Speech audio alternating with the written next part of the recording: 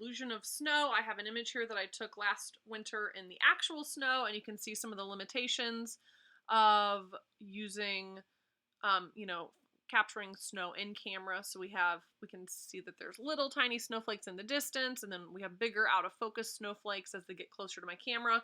My camera got all wet trying to take these pictures, so I couldn't stay outside for very long at all. If you get snowflakes in front of your subject's face, that can be problematic. So it's actually better to create the illusion of snow in Photoshop. So I'm going to show you how to do that today. I have this image here of my friend that I want to create snow over the top of because it wasn't snowing that day, but you do probably want to choose a winter photo so that the snow is believable. Okay, so the first thing we're going to want to do is create a new document to create our brush on. We're going to be creating a custom brush. So no bigger than like 500 pixels by 500 pixels. I like using inches just because it's easier for me to think about. So like 5 inches by 5 inches. It doesn't have to be very big, not a whole lot of resolution.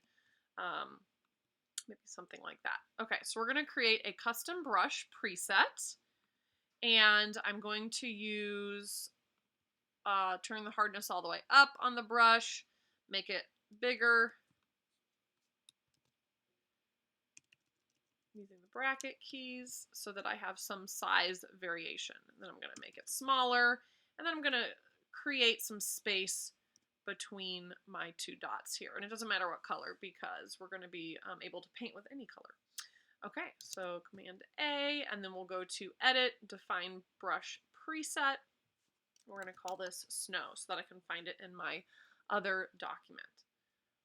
So, okay, so there's my snow. I'm going to go back to my original image, and then I'm going to create a new layer, and I just want to play with this brush a little bit. So if I right-click on my brush here, let's see if I can scroll down. Oh, here it is.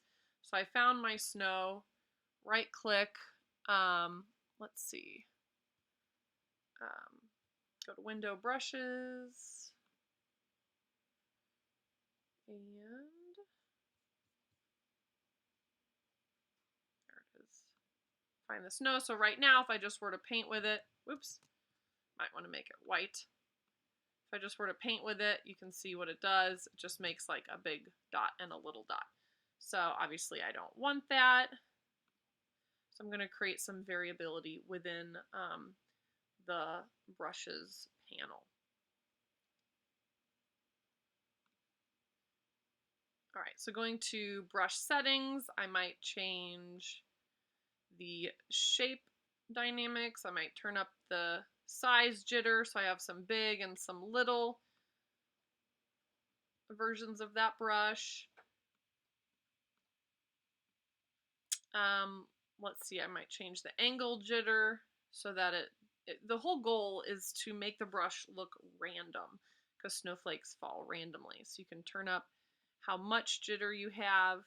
The roundness jitter, you could make them, you know, some of them are not round, some of them are ovals. Maybe turn up the minimum roundness so that they're a little bit closer to circles, but they're falling at, you know, different speeds and different sizes. Okay, so we might also change the scattering here. So turn up the scatter so that they're a little further apart whenever I click.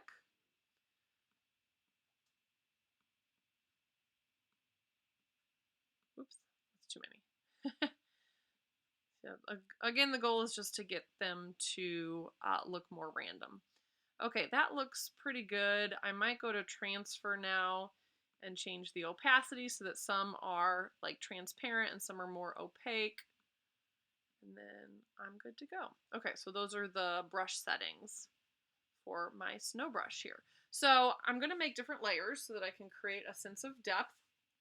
So on this first layer, this is going to be like my background layer. So every time I click, and I'm going to make it, those are too big. I'm going to make these really small here. There we go. And then I can just kind of click and drag, and it sort of creates that random snow effect. Now my background is a little bit out of focus, so I want my snow to be as well. So I'm going to go back in later and try and blur the edges on the snow. But for now, we're just painting. This is the fun part where you just get to kind of lay the snow in where we see fit. So you're going to keep the smaller snow pieces up at the top because whatever's further down is closer to the camera. Okay, so there's that. We have some snow on that layer. We might make another layer with the small snow so that we can, again, move it separately and change the opacity, that kind of thing. Okay, so there's some little snow in the distance, and we might later go in and like erase where it overlaps her face. Okay, I'm going to make another layer, and on this layer I'm going to make my brush bigger. So now this is more all over. Might go over the top of my model, and then I can always change it later if I wanted to paint with like an eraser or something. To, like, for example, this one that's on her nose, I might get rid of that one. Okay, and then I'm going to make another layer and make this brush even bigger yet. Again, you can change the brush size up in the brush preset, or you can just do it with your keyboard with the bracket key. So here we have some really big snowflakes. So we really get a sense of distance and depth with our snow here. Okay, so that should be good. Again, we can use the move tool to move that. Oops. We don't want auto select on. We just want to be able to move whichever layer we have selected. So I'm going to move layer 4. There we go. Maybe move layer 3. And then maybe use the eraser if we want to erase some of these pieces over the top of her face. It kind of depends on what layer it's on. It's probably layer 4.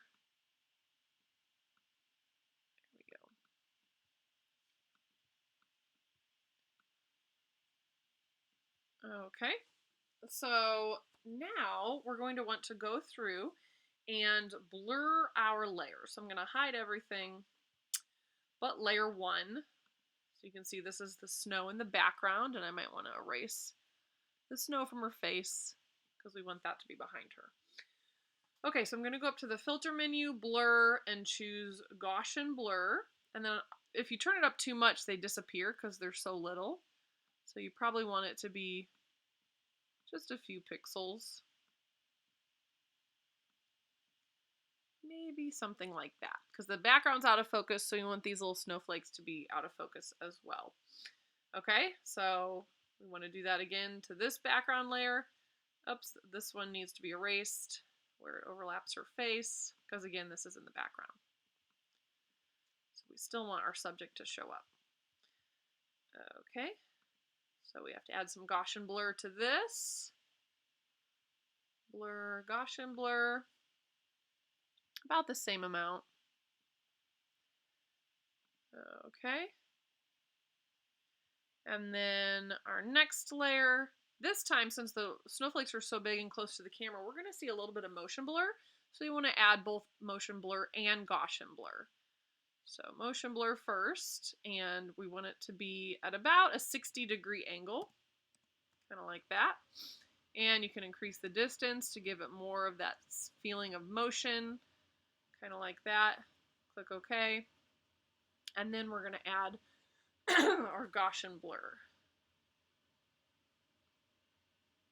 just to make it a little bit more believable. Okay.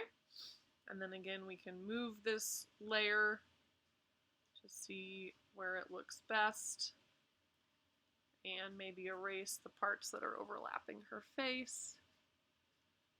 And this one kind of looks out of place. There we go. We do want some over the top of our subject. Okay, and then here we go. One more time on our last layer here, adding motion blur. Since it's so close to the camera, we would see a little bit of that motion. Same distance, same angle. And last but not least, adding our Gaussian blur. And that is how you create the illusion of snow in Photoshop. You can group these together when you're finished so that you can easily see before and after with your winter portrait.